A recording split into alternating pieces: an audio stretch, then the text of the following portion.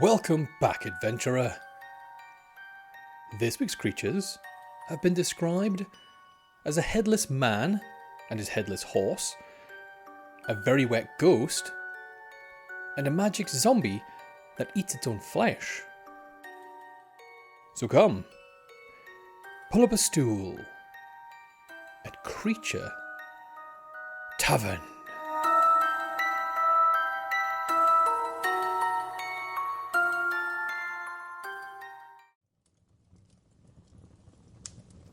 Adventurer, here for an early one today.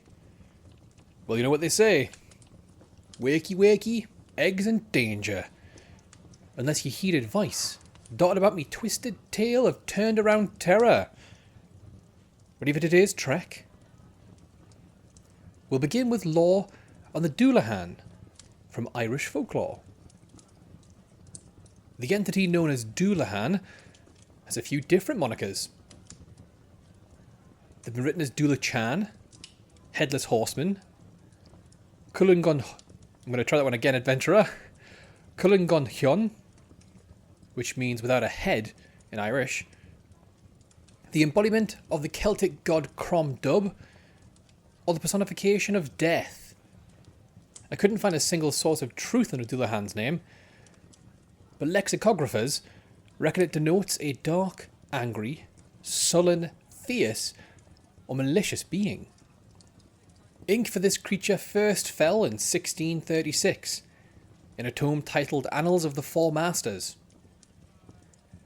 In appearance, he is a headless rider on a black horse, or depending on what you read, the demented driver of a haunted coach, named the Coach O'Bower, meaning deaf or silent coach.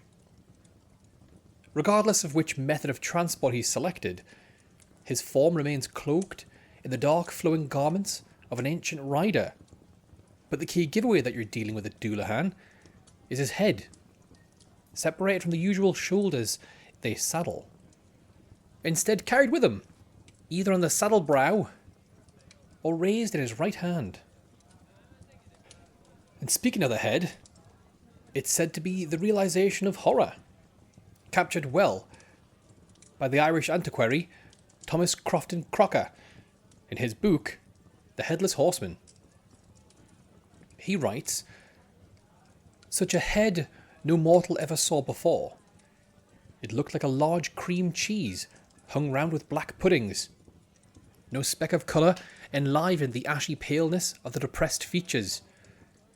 The skin lay stretched over the unearthly surface, almost like the parchment head of a drum. Two fiery eyes of prodigious circumference, with a strange and irregular motion, flashed like meteors." And to further conjure this putrid picture, modern storyteller Tony Locke of County Mayo adds that the mouth, armed with razor-sharp teeth, grins to each side of the head. The massive eyes constantly dart about like flies, and the flesh has the smell, colour and consistency of mouldy cheese. Other versions specify that the head is smooth, the colour and texture of stale dough, and bears a hideous, idiotic grin from ear to ear, with small black eyes that dart like malignant flies. And the entire head happens to glow with the phosphorescence of bioluminescent fungus. When the Dullahan appears with his coach, stories split. Some, like Belfast writer Robert Lind, give account on a silent shadow of a coach passing by, provided by a witness from Connemara, and according to them, only the silent shadow of the horse-drawn hearse was seen passing by, leading Lind to adorn the Dullahan, the soundless coach. On the other hand, Irish poet William Butler Yeats referred to it as the deaf coach, not because of the absence of sound, but the abundance, labelling the sound it makes a thunderous rumbling. Now on to how the coach is dressed. And thanks to our good friend T.C. Crocker, we get a good few strokes of colour to this petrifying painting in his poem, The Death Coach. The carriage axle is made of a human spine, and the wheel spokes of thigh bones. A later writer, of unknown name, helped complete the piece, adding that 2 hollow skulls, set with candles, are used as lanterns on the carriage, and the hammercloth, that's the large piece of material placed over and around the seat on the coach's front, is made of pale material, mildewed by damp and chewed away by worms. To complete this chapter on the look, you'll be needing to know the horse's image, and lore says the coach is drawn by 6 empty black horses, powerful engines of doom, of course swapping to 1 when dealing with the rider.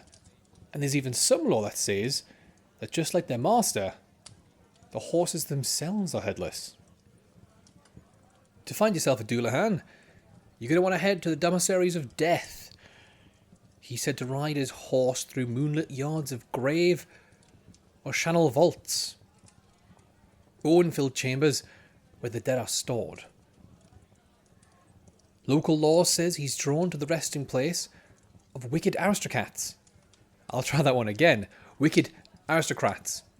Got there in the end. Circling their burial sites as if summoned by the weight of sins interred. Dullahan's conduct is inseparable from the other world, the Celtic realm of the dead, for he is cast in the role of soul collector, a mediator between the living and the deceased. He arrives tooling his doom hearse to the very doorsteps of those nearing the end of life's thread. According to our reliable friend T.C. Crocker, the appearance of the headless coach, as he refers to it, means death or misfortunes on your heels and about to kick your legs from under you.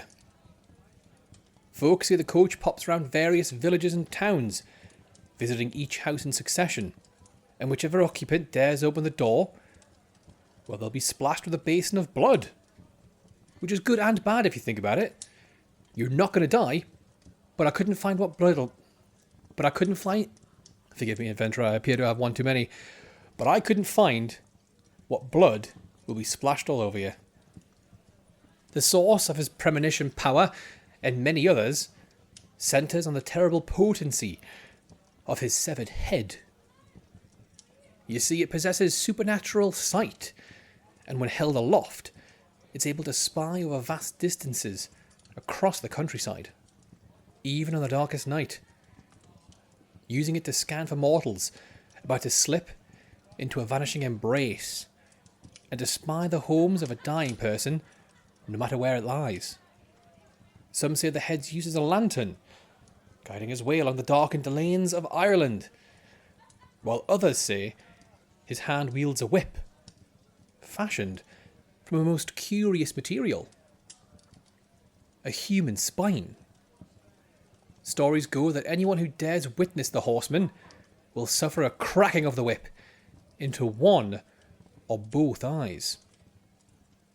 Now earlier we touched on a Dullahan's habit of tossing blood on folks who answer his knock. Well, it turns out that's the happy path. You see, there's a far worse tradition. When a Dullahan halts his snorting horse, standing before a door, he shouts a name, the name of an individual nearing death's hand, drawing forth their soul at his call. If you hear this harvesting command, and it ain't your name, you can rest easy for another night, as it's believed Dullahan have limited powers over speech. Lore says the disembodied head is permitted to speak just one for each journey, and there's some that say that utterance is confined to the name of the newly damned. I'm sure this won't shock you, but there's also no point in running or hiding. He's sometimes said to stop at the exact spot where a person will die. Seems there's simply no defying his call. An encounter with a Dullahan is anything but a good time, even if he's just passing through your village.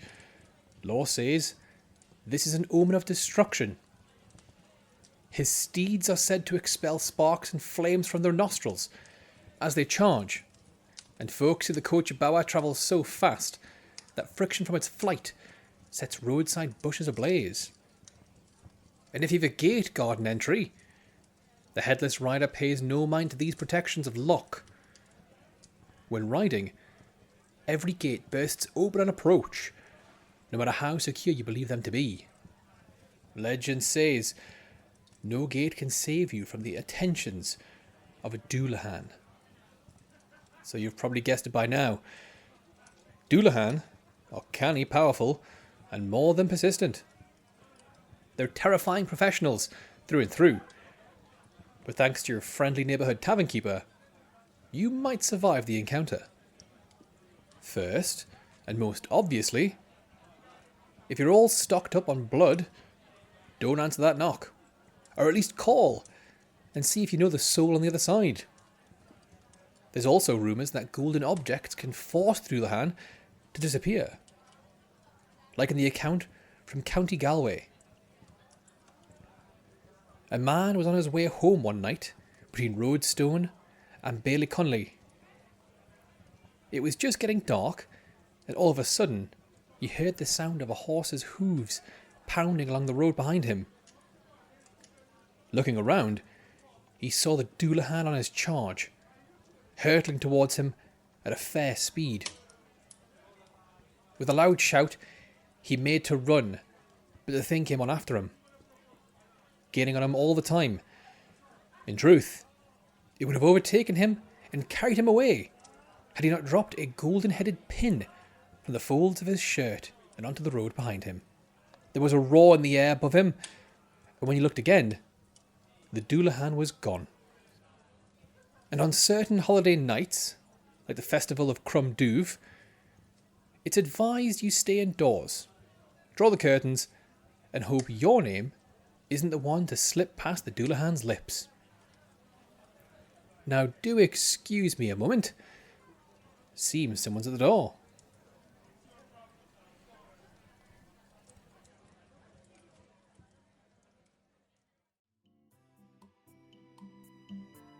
Hello dear listener, it's me, your best mate and Tavernkeeper is what I've written. Thanks for listening to episode 26 of Creature Tavern. Thanks to all of you. We're nearly at the official... I'm going to try that one again. Thanks to all of you, we're nearly in the official 30 club. And is that something that's real? No! But you believed me for a second. And isn't that half the battle? Let me know what clubs you're in, real or fake, by posting about the show using the hashtag Creature Tavern on X or Blue Sky. Doing so will allow you to pull the wool over my eyes, and there's a chance your name will appear on this very show. You could take the shape of a highway rider, stricken by the gout goblin, and ready for revenge. Or perhaps a kind guardian angel, whose reveal drives the local populace mad. Regardless of your form and story, you might just get a day off work, as your name headlines our next episode. But before we get you into makeup, why not spread word of the show? Tell a friend. Tell a few. Make a big cardboard banner and staple it to a dog to run around. Get as many bodies as you can to tune in. This could be your big break after all. Now it looks like they're calling me name, so I'll have to leave you here. But before I go, let's get you back to the tavern.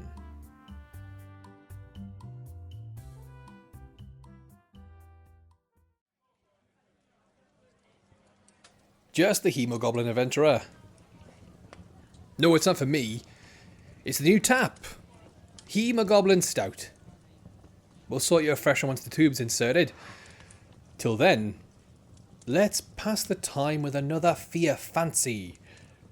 Let's go with La Llorona, from Latin American and Mexican folklore. Her name is Spanish for weeping woman, and you may have heard of her other handles. The crying woman, or the wailer.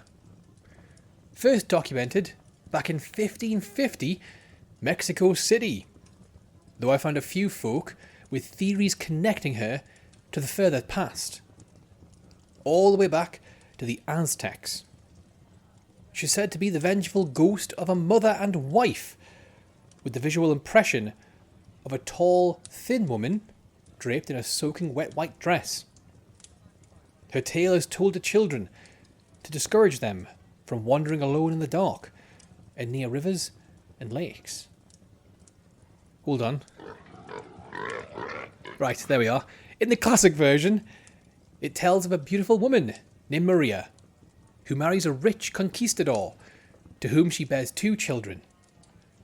It was all a beautiful dream, till one day, when Maria spies her husband embracing another woman. In a blind fit of rage, she takes her children to a nearby river and drowns them. Immediately, regret begins to wash over her as she desperately tries to save them. But seeing her failing efforts and consumed by guilt, Maria drowns herself in the very same lake, hoping to meet her children in the afterlife. The hope quickly dies, though, as she finds herself locked in purgatory, forced to roam Earth's divide until she finds her children. An alternative version casts her children as illegitimate, and in this telling, Maria drowns them so that their father cannot take them away to be raised by another woman.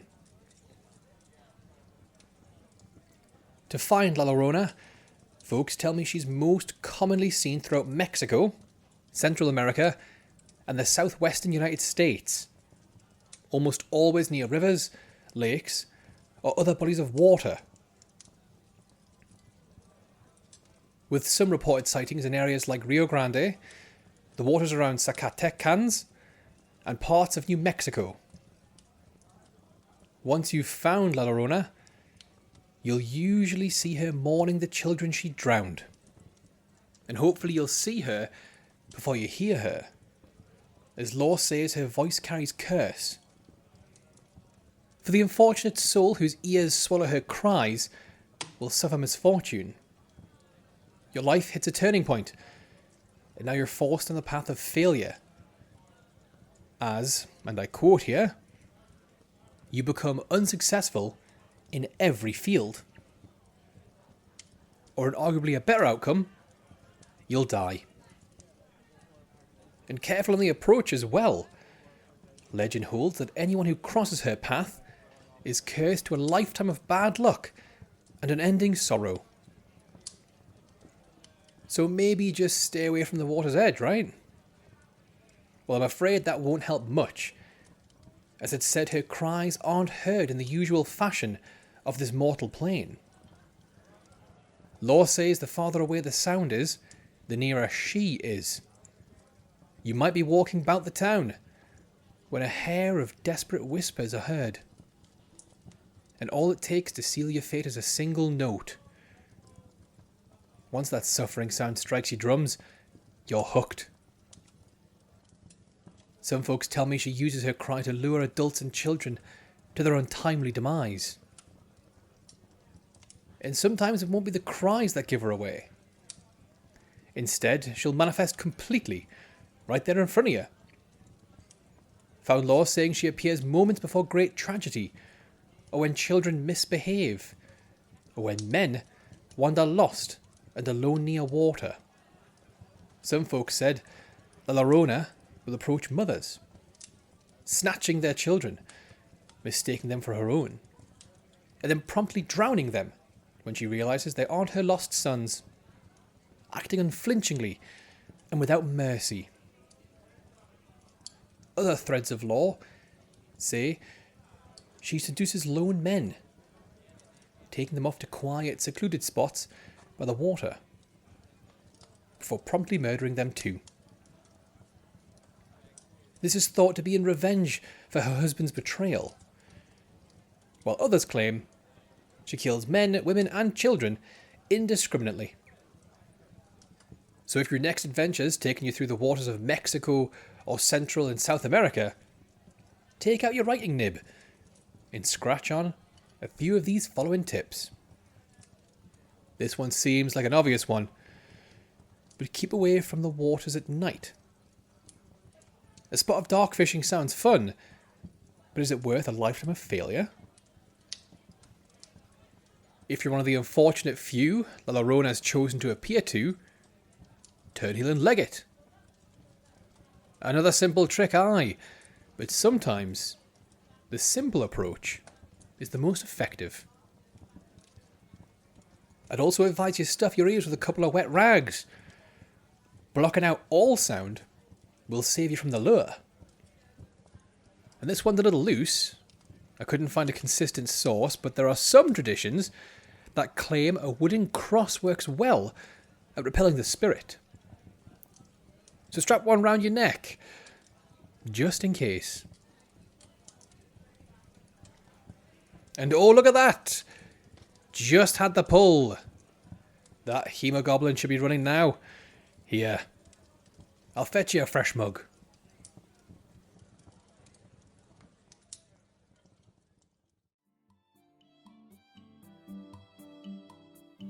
Happy to have you back in this undefined space of conversation. While you're here, and since you're totally having since you're totally having the time of your life listening to this rambling, why not become my best friend and click that subscribe button? Yes, that does mean this is a friendship with terms, but that's the only one. You can find us on YouTube, Spotify, Apple Podcasts, or anywhere sequence a sawfish make their caves. Just search for Creature Tavern. And now that we're best friends, why not pen a few kind words over? Let's celebrate this womb-fresh platonic union. Put it on full display for the world to see. It helps the show, and honestly, I think it brings a little more light in this ever-darkening world. So really, you're not doing this for me. This is for the world. Now, with that totally reasonable plea out the way, I'd say it's about time to zip this space up. But before we vanish this intervaled pocket of reality, let's get you back to the tavern.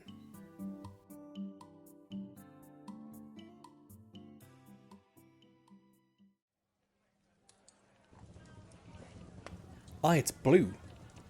What were you expecting? Red? Never heard of it. What I have heard of, mind, are tales of our last creature for the week. The Nachzehrer, from German Folklore. Oh, I believe I got the name wrong there. Nachzehrer. Nachzehrer. The creature named Nachzehrer, or after consumer in German, has another spelling, casting it night consumer. Or you can simply refer to it as a corpse eater. This is a being that consumes from the afterlife. It's classified as a Wiedergänger, or revenant if you speak the English tongue. And in my research, it seems popular use of the name Nachzehrer picks up in the 19th century. But folks say belief in the creature bearing this label precedes that mark by several centuries. But how can I turn to a corpse eater, I hear you ask? Well, there's a few ways one can switch life's track and become Nachzehrer. Law says a person whose name was not removed from their burial clothing was a good candidate. Another pathway was forgetting to place a coin in a deceased's mouth before burial, and it's also believed that the first one to fall during bouts of plague would rise anew as Nachzehrer. Those who die by accident or suicide are also thought to join these ranks, and most curious of all, I found one telling that said if a baby was born with an intact amniotic sac, then after life's journey, it's destined to return as a corpse eater. In appearance, Nachzehrer look as you'd expect. Just like a fresh corpse, with all the juicy bits intact. Arms, toes, neck, you name it. The face and abdomen are usually rounded, bloated by post-mortem gas. The skin is waxy grey to greenish yellow, with patches of flesh at various stages of decay across the entire body. It's all rather ordinary, but there are a few telltale signs of change. Open eyes, sometimes just the left. A mouth agape. Red lips instead of the expected grey prunes. And the corpse is said to be holding one of its thumbs in the opposite hand. Nachzehrer are said to favour graveyards in northern Germany, rarely straying far from their burial place. Although they're reluctant to leave their graves, folks tell me certain conditions can draw them out.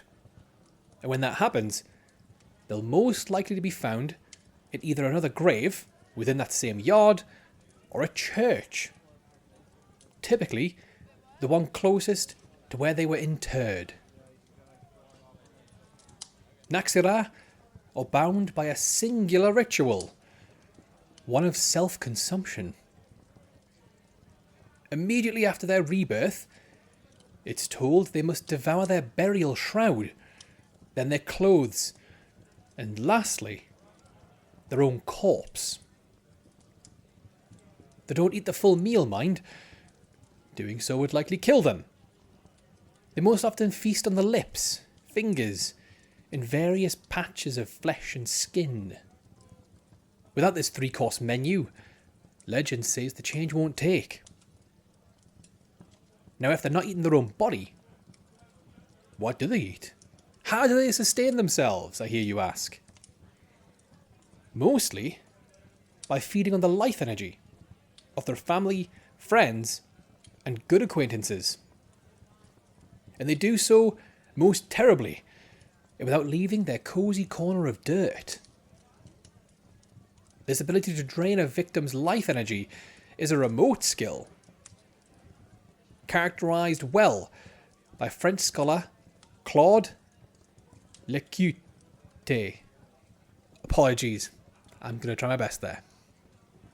In his book, The Secret History of Vampires, he says this self-cannibalism is a form of sympathetic magic, theorising that as it eats its own flesh, it drains the life energy of its loved ones from the grave. Seems working from home began quite a few centuries past. This life drain causes their loved ones to weaken and eventually die. Because of this, there's some, like Mr. Lecoute, who bind Nachzehrer with the lore of vampire.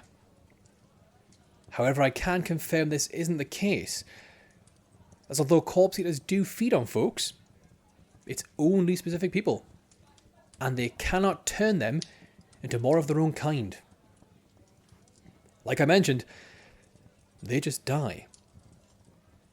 They are, however, able to draw folks to them, creating a hypnotised feeding line of family and friends, rowing up one by one to have their life drained, just a little closer to the grave. However, if there's no loved ones in proximity, Nachzehrer are said to climb out their homely hole and straight into another, digging up the graves around their own to feast on the corpse inside. And with this hearty snack, they eat the lot. The other reason to leave its ditch is to venture to the local church for a spot of bell ringing of all things. But if this holy chime falls upon mortal ears, death is soon to follow. And what's that? Another question I hear. How does a bloated, half-eaten, rotten corpse manage to move around without being noticed? A strand of lore I found says that Nachzehrer can turn into pigs to avoid detection. Just regular old pigs, no rotten sight. And to add further fancy to this trick, it's stated that anyone on whom its shadow falls will die shortly. Nachzehrer may not seem as deadly as a werewolf or great steam beast, unless you've recently buried a loved one. Then it could be the end for you, and you might not even know it. That bit of sniffing may not be a cold after all, but thanks to your ever-prepared and overworked Tavernkeeper, you might just find the cure. Lore says the possibility of having your aura consumed is more likely if you've given the deceased an item bearing your name and their grave goods. So to lessen your chances of winding up a meal for your buried mate, don't do that. And if you suspect an Nachzehrer has risen, head to your local graveyard at night and listen up. Folks say when the creature consumes, it's terribly loud, so follow the sounds of chomping. And once you find one, you can vanquish it by simple means of decapitation. Then make sure to bury the head and body in separate holes. You could also drive a wooden stake through its mouth, or place a stone in there to prevent the initial ritual of consumption. This will immediately end whatever dark transformation was due to take place. And if you just prefer to slow one down, it's said tossing rice around the grave works a treat, as the creature's magically compelled to count every grain. And with that, we're finished with our last creature for the week. We've learned that it's handy to have a roommate who shares your name. Running by the pool is a good idea sometimes. And watch yourself around pigs in the day. Now that bell means it's last call here at Creature Tavern. So grab yourself one more drink for the road. And until next time, tread carefully, adventurer. You never know when you might wander into the weird.